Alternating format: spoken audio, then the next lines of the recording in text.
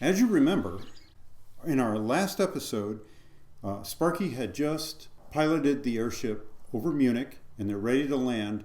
They've had this exciting experience with the E-Pax attacking the other airship. This next chapter is called 4 Countries, 4 Stories. Okay. And in it, we're going to visit some different places. I'll let you know when we switch context here. Okay. A small stone building sat near the edge of the rocky cliff on the northern shore of Calais, France. The structure had an odd tower above it, topped with a large parabolic dish fashioned from a collection of polished metal plates, pointed across the English Channel. At the heart of the dish was a mirror that was toggled about once per second, flopping this way and that. To the untrained eye, the action looked spastic and random.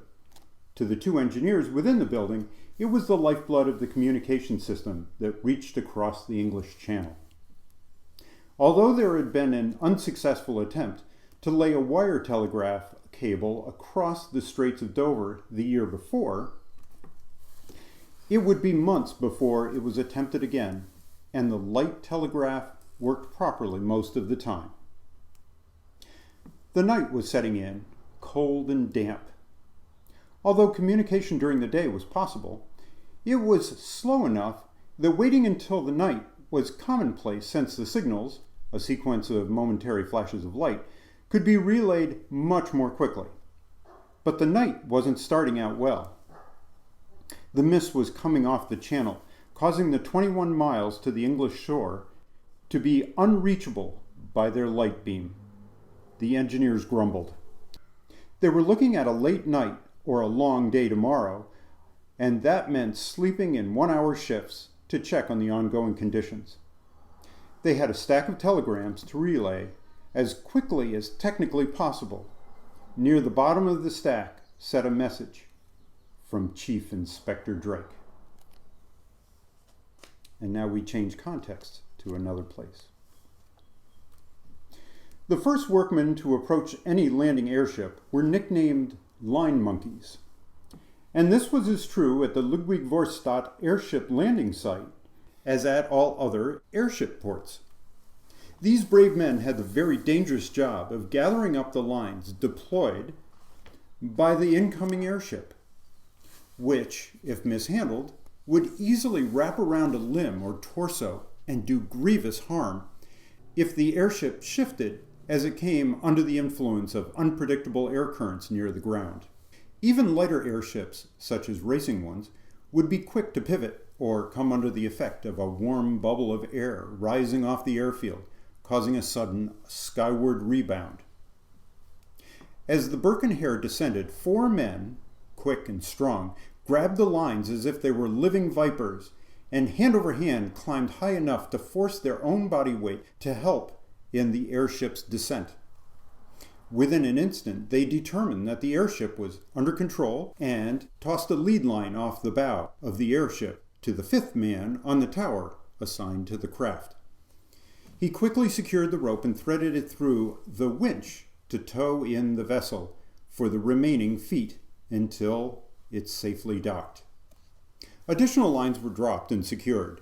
The movement of the airship was reduced to a minute, quirky sway, with the Birkenheer imitating a fine racing horse, trying to be calmed as it was led to the starting line. 2 other airships were already at the airfield. The entry from Germany, the Iron Eagle, and the entry from France, Le Lapin, which means the rabbit. Despite the early hour, each had their own flurry of activity, loading fuel and water, inspecting envelopes and the crisscross of lines embracing them, and, in the case of Le Lapin, the crew on rope ladders touching up the colorful paintings of the leaping rabbit on each side. Sparky snapped her brass telescope out to its full length and peered through it at the Iron Eagle and the activity beneath it. To Sparky, the Iron Eagle had a seriousness to its appearance that was awe-inspiring. The envelope was literally bullet-shaped, and the gondola clung closely to it, wrapped in the same material as if hiding the piloting area in an airship marsupial pouch.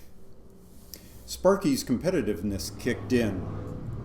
Quietly to herself, she said, "Too long to be as maneuverable as the Burke and Hare, although it will do well in the straight runs. She was familiar with the exploits of the German racing master, Willy Dampf, and was looking forward to meeting him. In her mind, he was the competitor to beat. She was able to find him easily in the busyness below his craft. A tall, barrel-chested man, wearing a black uniform with ornamental shoulder epaulets, and clearly at the hub of activity. What was unexpected was the young gentleman beside him, to whom Willie was giving a great deal of attention. The lad looked to be a young teenager. He and Willie were having a very lively conversation, pointing up at their airship's envelope, rudder, propellers, and nose, and discussing something where both were listening to each other's ideas. It would have been very advantageous if Sparky could have overheard that conversation, she thought. And now we switch context again. Okay. One of the 4 stories. Wait, is this the third country, or is it the... This is the third of the stories. Okay, this is the third of the 4 countries. Okay. Oh, that's right. 3 countries. 4 countries, 4 stories. Okay, so this is country 3. In the middle of Hartford, Connecticut, sat a fairly newly built factory complete with brick walls, 2 high smokestacks, and a sign over the front door that read Colt's Firearms. Inside the building was a bustling factory floor, manufacturing revolvers for the U.S. Army Dragoon regiments. In the plainly furnished office in the corner of the building sat a slightly confused Samuel Colt. He laid down the letter that he was reading, a lengthy 15-page tome, and wrinkled up his face at what it was describing. Another gentleman walked into Samuel's office and noted the quizzical look. "What's bothering you, Sam?" he asked. "Ah, Eli, I didn't hear you walk in. It's a letter from some London lawman. He owns one of my 49s. He was quite happy with it, but sent along these detailed notes on how to improve the firing mechanism. It's the idea of using the exhaust gas pressure to expend the spent cartridge and insert the next round in place. It's not a completely unheard of concept, as you know, but his ideas address the manufacturing of the mechanism. His notes read like he's been in the firearms business for a while. At first, I thought he was taking us to court by fooling us into imitating his patented idea. But the end of the letter clearly indicates that he's turning the whole concept over to us to do with it as we see fit. Does any of it make sense, or is it just another amateur trying his hand at engineering? I have to believe he's studied the craft of arms manufacturing. Look at the details of these drawings. Although they are hand-drawn, he has bore sizings, spring tensioning details, locations of set screws, and 3 pages of timing illustrations. There are no details on metal hardness, but that could be determined without too much effort. Sam, we need to get this order of revolvers out to the Army as soon as we can. Please don't let this distract you. If the orders keep coming in from New Mexico, we'll need to add a new wing to the factory. Mr. Blake, you're absolutely correct. I'll set this aside until we have time to look it over. Now we switch to London, where the Fortis is coming in. As the morning fog lifted, the London Airship port line monkeys could see the immense airship above them. The Fortis was starting its descent towards the airfield. A cadre of 18 men were needed to bring in the cargo airship, and they had to work as a unified team. Their very lives depended upon it.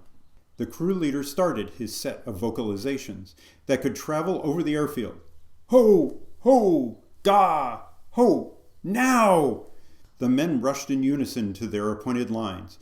Inside the cargo area, the very tip of a brass leg jutted out momentarily between 2 pine boards and then disappeared back into the crate.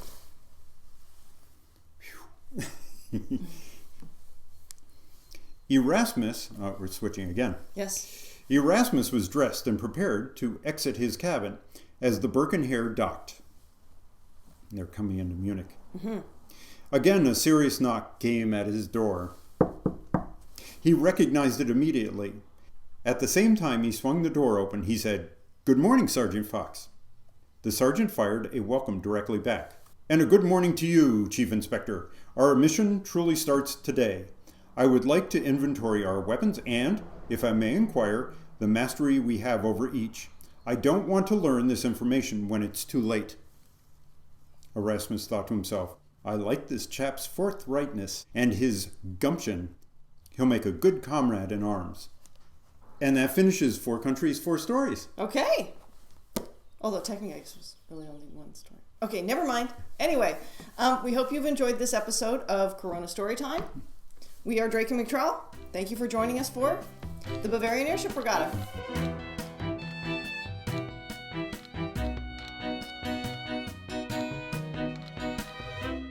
And now I get trouble with this. As at all other airship ports. As at all other airship. As at all other airship. As at all other airship ports. Wow, this is like trivial. As at all other airship.